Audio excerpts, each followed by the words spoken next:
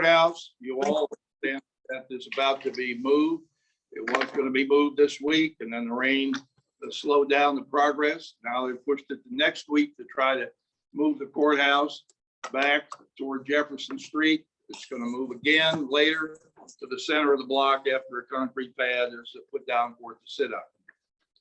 The courthouse, we've all learned about that and discussed it over the last 18, well, since 2018. It's been more than 18 months. It's going on and on, it seems like.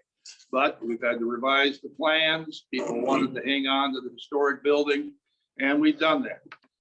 The inside of the new courthouse is going to have a historic motif that reflects the history of Oldham County. We want the rest of the building to continue that motif with lighting, wainscot, flooring, paneling on the walls, things that reflect the historic character of our county and just take pride in Oldham County. We're about to launch a broadband project here. The biggest complaint we have in the county is that people don't have broadband.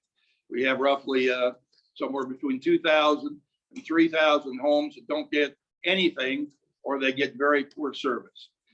We have, as a fiscal court, have looked at the 5 different companies that come forward to advise us to try to get our job doing expanding broadband. We're going to, as a fiscal court, put about $10 million into this project, and the company that we select is going to commit another $20 million. So this is a big project. We've gone carefully, not wanting to make any mistakes. Our lawyers have a contract right now that we're in the final stages of negotiating, and we'll come up with that. So I'll be happy to share other things we're doing as time goes on. Thank you. Mr. Harrison. Thank you for inviting me and making this possible. This is the first time I've addressed the group for this campaign. Some of you may remember I had this same effort back in 2006, but thanks to a perforation of my colon during a colonoscopy, I spent more time in the hospital than I did campaigning. But as you might say, it's all behind me now. There are no problems with that. It wasn't funny then either. But no, my health is good, and some might say I'm long in the tooth and short in the hair, but I've got plenty left in the tank for whatever comes up. So I do want to clear up that most of the time in these presentations, the person said, I was born and raised in Oldham County. Well, I was not born in Oldham County. I was not raised in Oldham County. It's difficult for me to explain where I was raised because as near as I can reconstruct, when I was a small child, we lived in Pensacola, Florida, Middletown, Kentucky, Benton City, Missouri, 3 different small towns in Washington, and Juneau and Anchorage, Alaska. Is that better? Yeah. I don't have to start over though. No. We were not in the witness protection program. My dad was working construction, and where the jobs were, that's where we went. I was a little child, and to me, I didn't care. Everything was an adventure. We found ourselves back in Middletown, and I ended up graduating from Eastern High School. Originally, I thought I was going to be an engineer because my dad told me to think about being an engineer. I did not like it at the time, so I transferred from Purdue University back to U of L and graduated with a degree in English, which doesn't quite fit with my profession of surveying if you don't think in depth, but it does relate to it. Because it makes it possible for me to read and understand a lot of documents and also to write other documents and talk with people. So my life has been filled with service of one nature or another. A lot of that was in the military, where I went to infantry officer school, 6 months of leadership training, followed by teaching young men how to fire rifles and prepare for combat in Vietnam, because that's where we were all going. And then I was able to lead a group in combat in Vietnam. They taught us don't provide a target of opportunity for the Viet Cong. They like to shoot people talking on the radio, carrying a radio, because they know they're different. They don't know which one's the officer and which one's not. So I had that in mind and was very careful not to talk on the radio. But on January 16th, 1968, for whatever reason, I'm talking on 2 radios.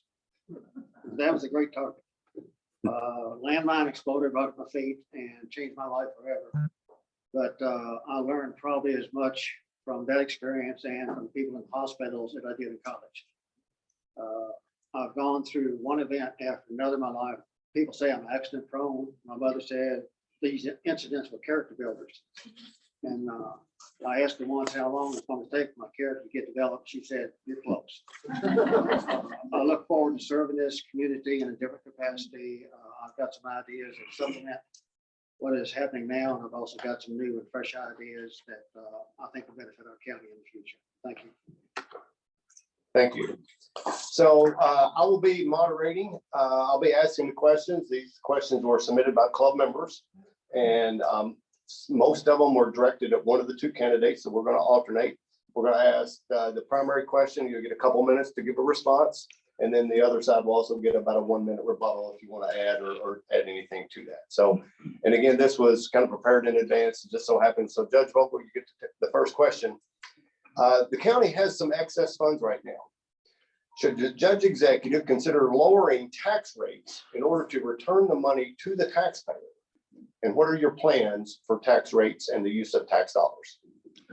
Since I've been county judge, there has been no tax increase whatsoever. There's been 2 tax reductions by the fiscal court of the property tax. Yes, we have a pretty good amount of money in reserve right now. That money is needed. It's really hard to back up on taxes once they have been established, because the people who are in charge of running the government never know what the next serious problem might be that pops up. You just heard this week that our pool has become exhausted. It's going to be a $2.5 million fix on the pool. There are people in the community who want a natatorium. A natatorium could easily be $6 to $7 million. The fiscal court is going to put $10 million into the broadband expansion program to get it out to everybody that doesn't have it. $10 million is a pretty good lick, but it's going to put a crunch in our reserves. So things come up that need money, and you don't know exactly what they're going to be. They're going to be pretty big ticket items a lot of times. We don't have much debt. The only debt we have is on the Oldham County Jail. We owe them about $13.5 million there. We've paid that down, I believe, $4 million since we began. I'm happy to say, and compliment Jailer Simpson, the jail is in a positive cash flow. Before we built the county detention center, we were losing $600,000 to $800,000 a year. We didn't have enough paying bodies in there to support the number of people that work there in the overhead. We do have enough in there now. We've got a positive cash flow. We're several $100,000 ahead on the operating cost of the jail. We still have the bonds to pay for. So we're cognizant of trying to not raise taxes here. We haven't raised taxes, and later, if I have a chance, I'll explain how I save money for every person in this room. Mr. Harrison, would you like to respond on your thoughts on lowering tax rates, or what is the best use of excess tax dollars? 1 minute. Thank you. I think there are better ways that we can use the reserve money, because we have areas of the county that are literally falling apart. Our roads are shot. Drainage is a problem. We are just putting Band-Aids on it. We've been doing that for a number of years. Let's take some of the reserve money, improve the roads, find other ways to improve the life of people throughout the county, not just in one particular area. I'm pleased to hear compliments going towards Mike Simpson, because in my short tenure on fiscal court, there weren't very many of them. He received more criticism than he did compliments. He has built that jail himself, and he needs to be recognized for that. He's recognized regionally and nationally, not too much here at home. So that needs to change. I understand what he's put into that jail, and he's got something that is admired from other people in the same industry that he's in.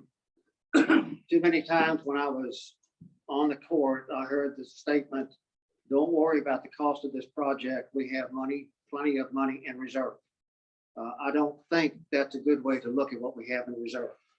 And that will not be my view. We will find a way constructively to use reserve to benefit the majority of the residents in the county. All right, stay right there. So the next question is for you. You mentioned your service on the fiscal court. Is there a particular project or expenditure that was approved by the fiscal court that you did not feel was in the best use of taxpayer dollars during your tenure serving on fiscal court? Not one that has come to fruition yet, but more than one that was proposed. The animal shelter being at the top of the list. I think the last number I heard was 5-something million for the animal shelter for rescued animals. These are not AKC registered dogs. I think it can be done for a lot less. The Humane Society built their facility for just less than half of that. I think that's something that should be looked at. Just because we have the funds to do it doesn't mean we need to do it. And I think we should be looking more at what most of the residents in the county really need. I don't know that we put any dogs in the animal shelter from Prospect or Pee Wee Valley. We kind of ignore them because they're at the other end of the county.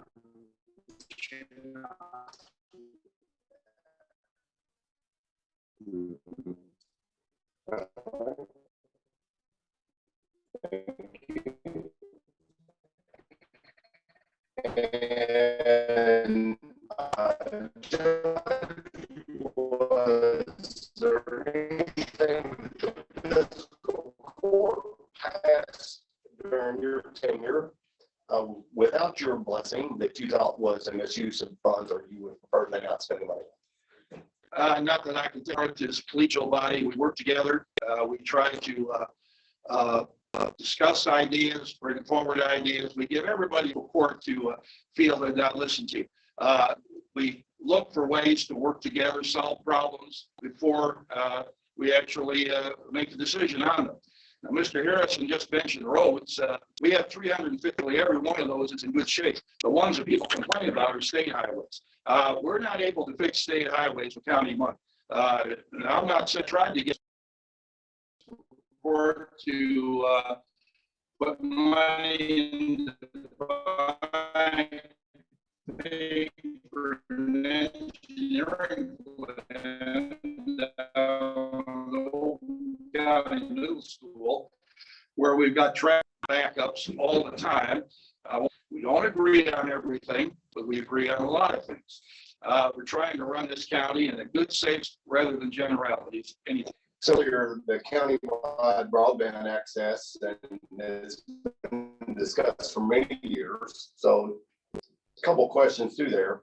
Number one, why is it taking so long? And it was even before COVID hit that started down the process. And then should the government even be involved in this, or should that be provided by a local service provider such as AT&T? Well, the reason the government's involved in it is because AT&T and Spectrum will not provide it. They're businesses that are profit-generating businesses. They get up and they go out and see, where can I make $1? I've had many complaints about people saying, well, I've got Spectrum is on the next block over, but they won't come to my technical capacity to do that without spending a lot of money. I've sent Spectrum out to many people's homes where they didn't have broadband. They come back and say, well, we can run a wire past your house, but to get it from your house to your driveway, the front of your driveway to your home, that'll only be $6,500. They're not in the business to lose money. Yes, so we're going to provide it to get it out to everybody. We're tired of hearing about kids doing homework at rest stops and not having the appropriate means to communicate through the internet. That's the direction of the future. The internet today is like electricity 100 years ago or so. People were getting it. Everybody's got it now. If they turned it off today, we'd all be pretty sorry if we didn't have electricity. That's the direction of the internet, and the county has to take the lead. It's taken us a little while because we had to learn what we were doing. We've attended conferences. We've talked to a lot of people. We hired a consultant from Alabama. The interesting thing about the consultant, they brought the team together. There wasn't anybody but one person in Alabama. We had pictures, Zoom pictures on our screen. Somebody's in New York, somebody else is in together this team to try to help us learn how to do this. So we didn't want to waste any money, and we've gone cautiously. We wanted to announce this way back in the fall, but you know, a couple of things came up. This is a step back, and not make the final commitment, but we're very close now. I expect we'll have an announcement sometime in the next 2 to 3 weeks. Okay, Mr. Harrison, you'd like to speak to the county-wide broadband and anything the judge has said? Yes, I really do hope that it is countywide, because the District 3 that I used to represent is pretty much the forgotten corner of the county. It has been forever. It was the last area of the county to get public water. Do you know where the water in Oldham County comes from? The wells in Westport. The chlorination stations in Westport. The wells in Westport, the pumps in Westport. But the people in Westport were the last ones to get public water. They did not get it until a group of citizens down there came in and complained to fiscal court and put the pressure on them. So I think it really does need to be countywide. I hope for once Westport, that area, is not the last one to get it. Make them the first. We've got a lot of businessmen down there that cannot operate from home unless they pay to have their own hotspot. So let's do that countywide. All right, and again, stay right there. Next question is for you. You have previously served on the fiscal court for about 2.5 years. Can you address why you decided to resign and what caused that? And also, you previously had resigned as chairman of the Parks and Rec Committee. Would you like to speak to that as it relates to your campaign to serve as judge executive? Yes, there's a lot of confusion over both issues. Some people I've heard say that I quit. I really don't know how to quit. I think my experience, my history will demonstrate that. I've been told I could walk again, but I couldn't run again. I played softball for 30 years. So much for that matter of opinion. The Parks Committee, when I first got on the court, improvements to the park in Westport was going to be the signature project of that administration. And I don't think that lasted 30 days. The committee that I chaired cannot agree upon what needed to be done there. And I've done construction most of my life. I understand that's in my wheelhouse. We got to the point of making a recommendation to the court for the second phase of what we had already agreed to spend with the consultants, and it was voted down. We'd already agreed to do it, but we're ratifying it, I guess. And my own committee voted against it. I had trouble getting a second. And I thought, this is advertising in a collegiate group. It's not a collegiate group. It's a backbiting group, and I didn't need it. The same thing carried over later when one of our loyal, longtime county employees was summarily dismissed by the county under the pretense of resignation, but he was forced into resigning in order for other people to get moved to different positions in the county. And when I tried to get that issue brought before the court in private executive session so we could discuss it and give that person an opportunity to express his opinion, it was voted down. Everybody had been coached not to second the motion that I made to go into executive session. We didn't get there. The judge executive, as a moderator, asked for additions to the agenda. I raised my hand. I read a prepared statement. It's in the record, not the written record, but it's in the video. So I want to make an addition for us to go into executive session for the statutory purpose of the employment. Crickets. Mr. Voegele said, is there a second to that motion? Well, no, there couldn't be, because there was no motion. But everybody had already been coached. Don't second Harrison's motion. I guess they had, because they were all in unison and nobody said anything. I'd already made a prepared statement because I anticipated that. I read that statement at the end of the meeting, and that's when I resigned. People were seeing me as part of the problem purely because I was on fiscal court. I am not part of the problem. I'm part of the solution. Thank you. Thanks. Judge, would you like to speak to any part of that briefly? Briefly, Yeah. right, we're in my 12 years as county judge, I have pushed the idea of collegiality. Okay, I get kidded about that word every now and then because we don't all agree. We're not clones. We have different ideas about different things, but we work for collegiality. In my 12 years, one individual, and I've had three different courts with three different sets of individuals who resigned and not been able to get along with the other members of the court. The issue about a person leaving, I have department heads, and I say I quietly. I'm a servant, not a king, but I am responsible for what goes on in about 12 different departments. When we have an issue with an individual that I feel has lost my confidence, I think it's time that person has to go. Every organization has personnel issues. Everybody that works somewhere knows that. It's not unfounded. So I can't discuss that. I'm at a disadvantage here. There was a reason, and we made a decision.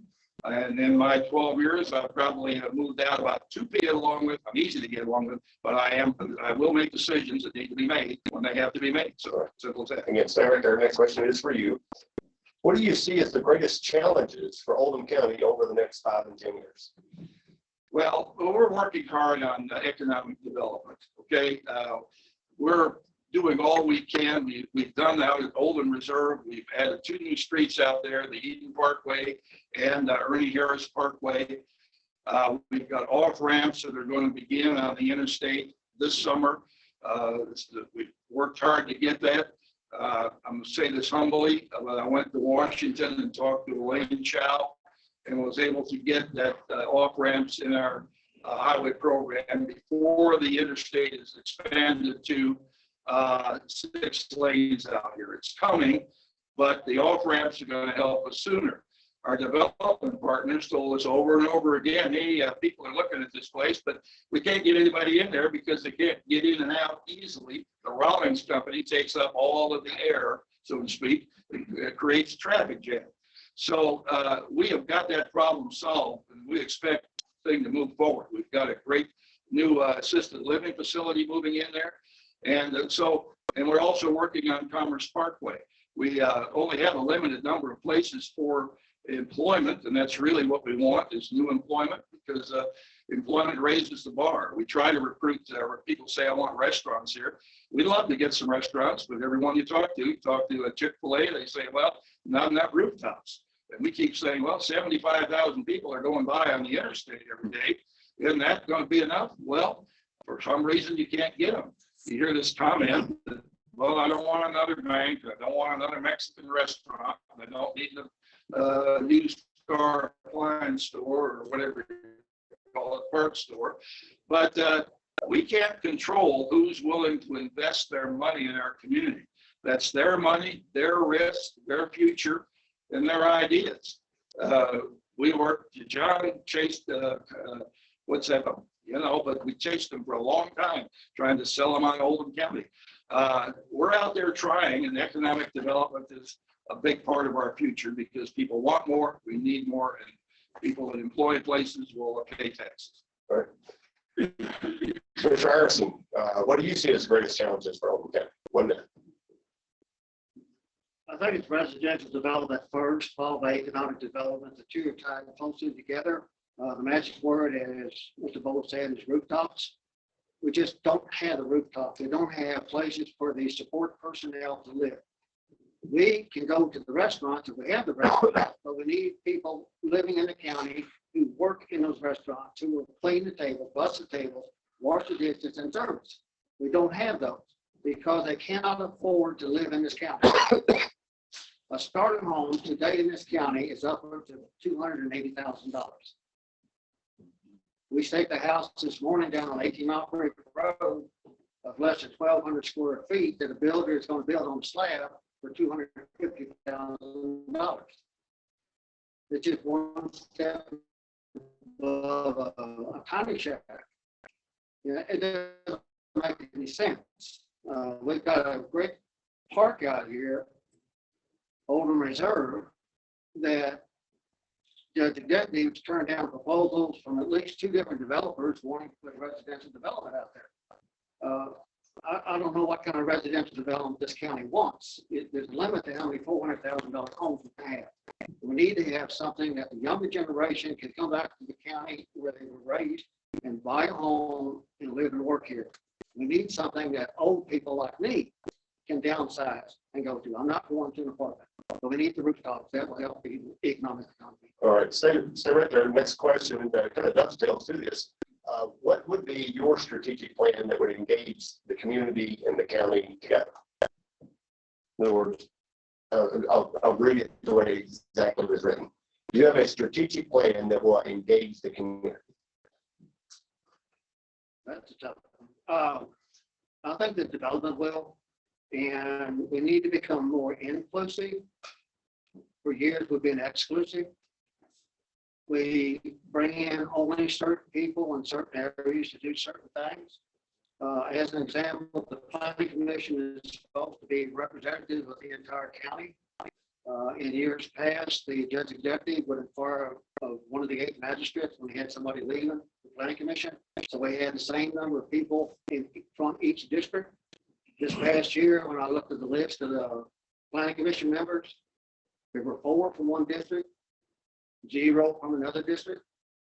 That's not inclusion, that's exclusion. Get the magistrates involved and then get them to make recommendations and let more people participate. We have some of the same people on the same committees, on the same boards, and the same commissions who have been there for a number of years. Rotate them, get them off, put term limits on. Get fresh ideas, fresh faces, and fresh leadership in there, and let more people participate.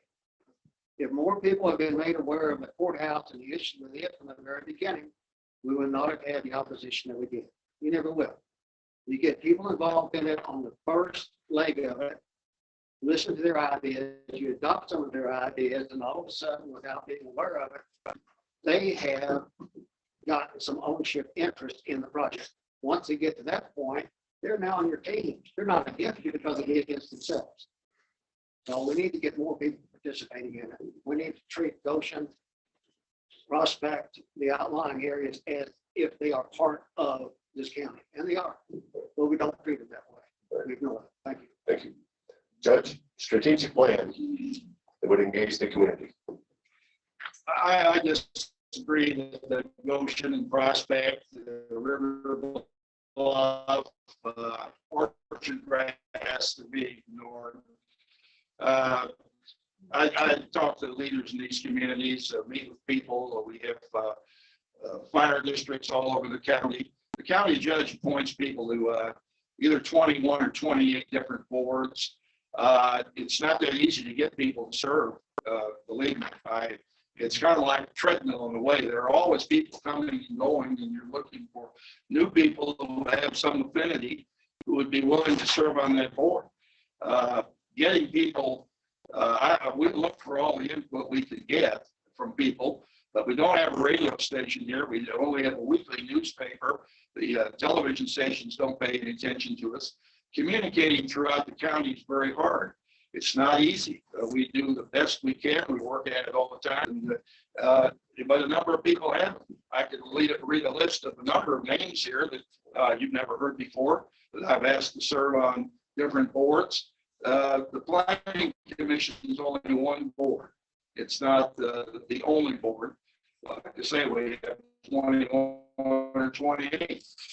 And there are people that turn over on the planning commission as well. So getting people involved is a job that we try, and I don't think any part of our county is ignored. Certainly not by me. All right, Judge, stay right there.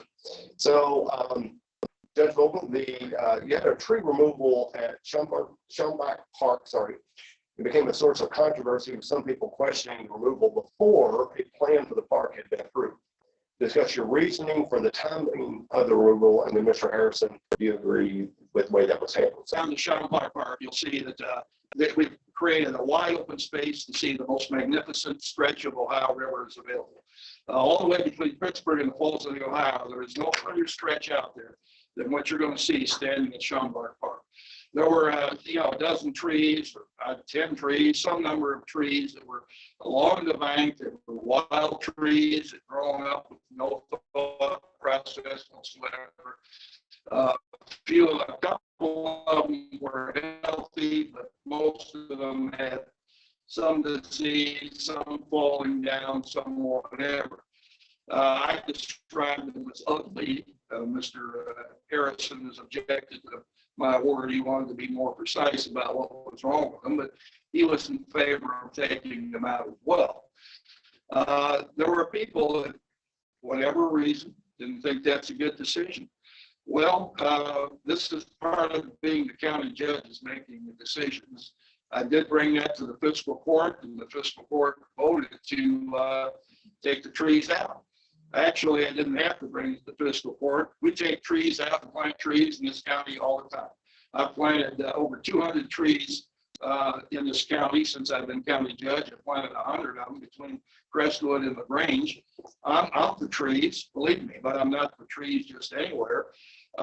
Developers are taking down trees all the time.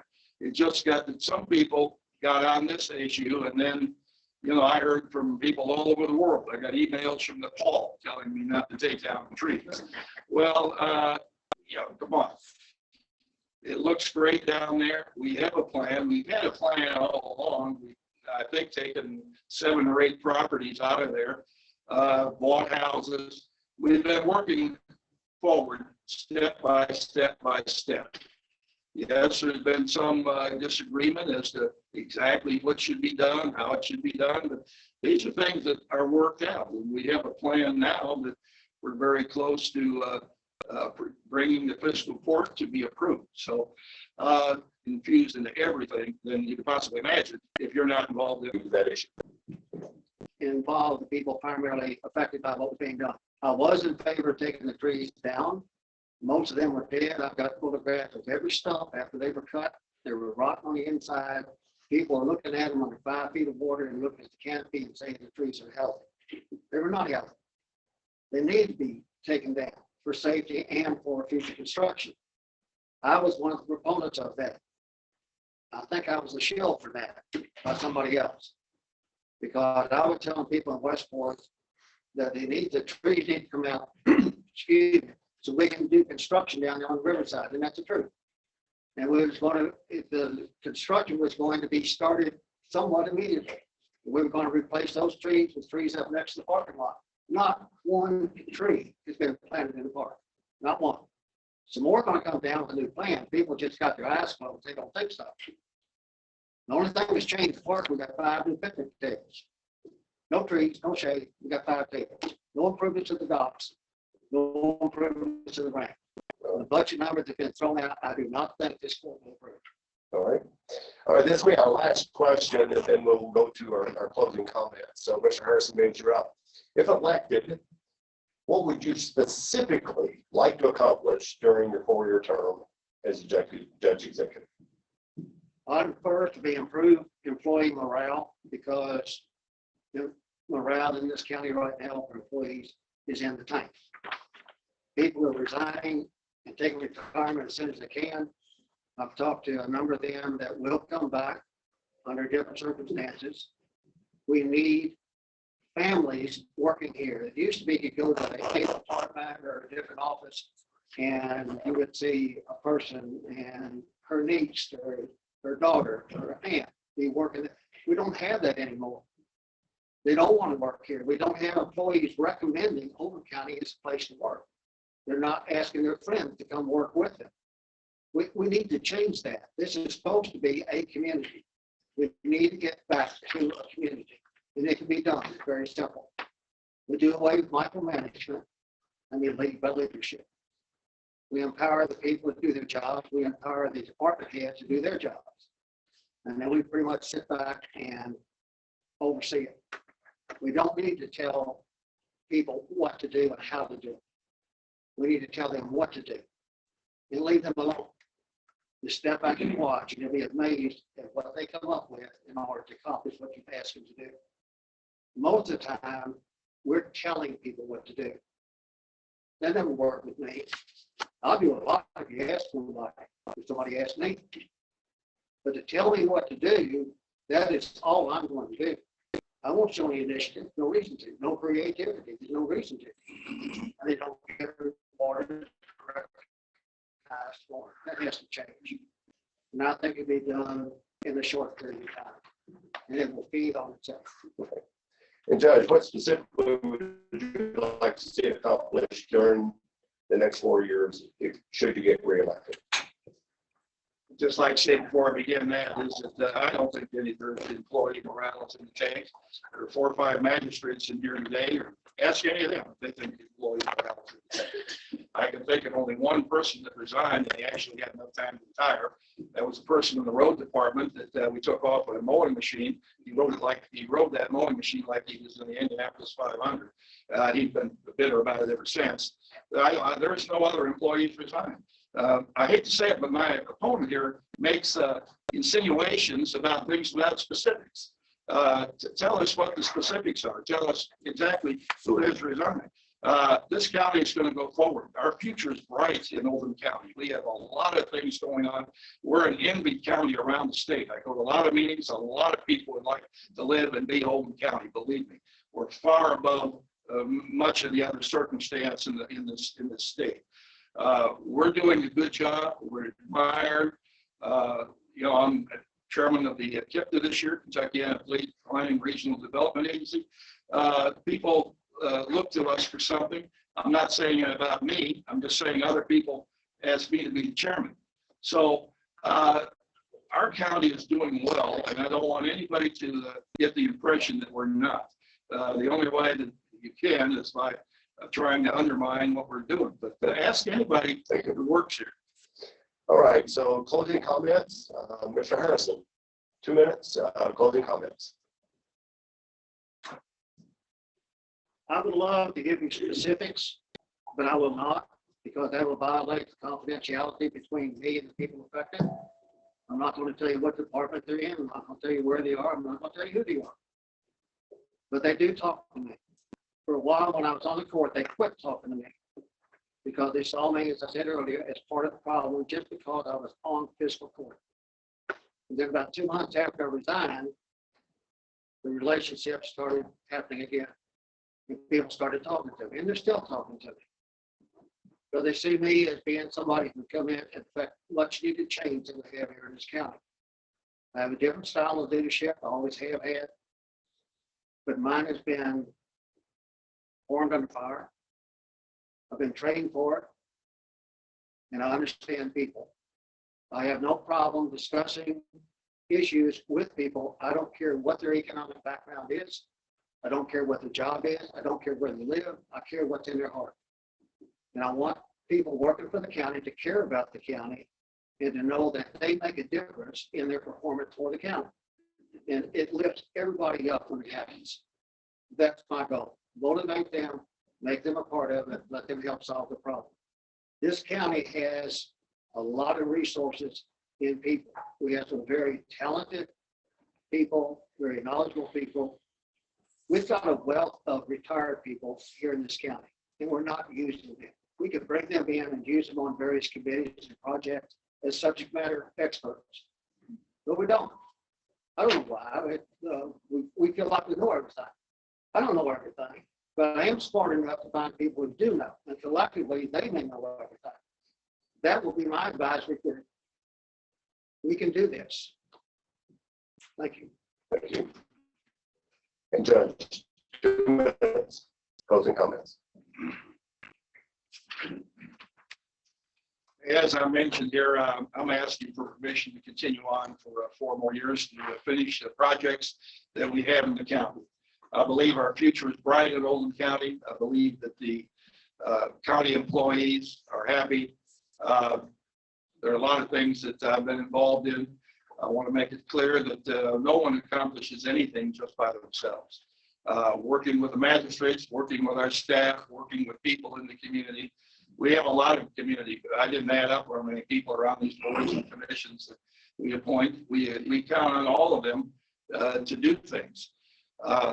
There is no I in county judge. This is a servant's job, and I'm a servant. Yes, I'm responsible. We can delegate things to department heads. I don't micromanage people. I ask any of them. But I am responsible. If something goes wrong, they're going to say, well, the judge had something to do with that. We all know that if anything goes right, a lot of people are willing to take credit. Something goes wrong and lands on the county judge's head.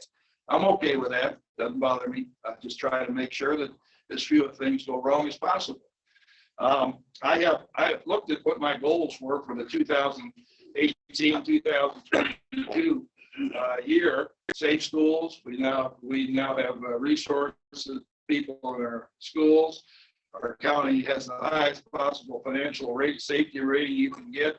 Oldham Reserve has new streets. On and off ramps are coming from the Louis Dampier Bridge. The courthouse project is underway. We're getting a new library on 42 and 1793. Jessica's here. I'm happy to say I was able to help them get a donation of 5 acres of gym ground, and that library is going to be underway this year. I'm working hard to get the county clerk's office moved from the North Oldham, that shopping center there, the North Oldham Government Center, to be part of that library. I think it's a perfect match to get people to come there and enjoy the library and take care of their public business. We are working on a new building for our animal control thing. What we have now is a mess, and the architects all tell us we can't get through it for less than $5 million. Sounds like a lot of money, but that's the way it is. But I appreciate your support and chance to continue in my position in this county. Okay. On behalf of the Rotary Club, we thank you for attending. Let's give both candidates a round of applause.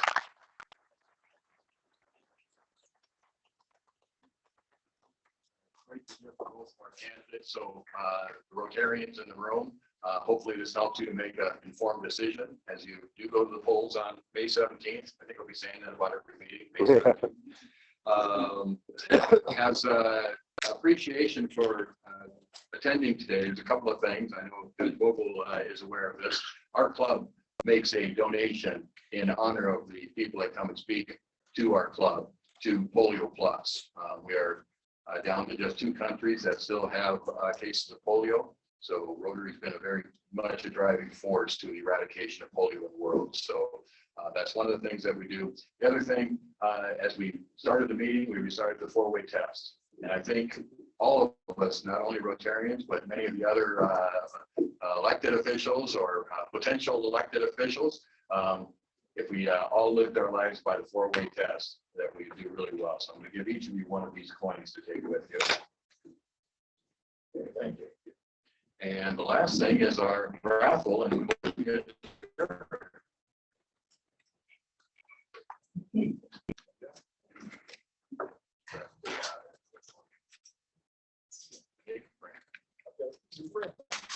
all right, here we go. Last 3 digits, 371. That ain't me. Hey. All right, so you know what? I think we're gonna leave the color on Kentucky blue. Go big blue. So rule is has to go around twice. If she lands on blue, she's going to get $40.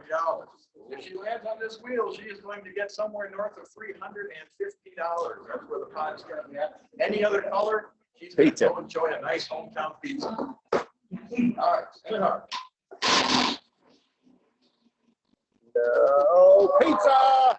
Pizza!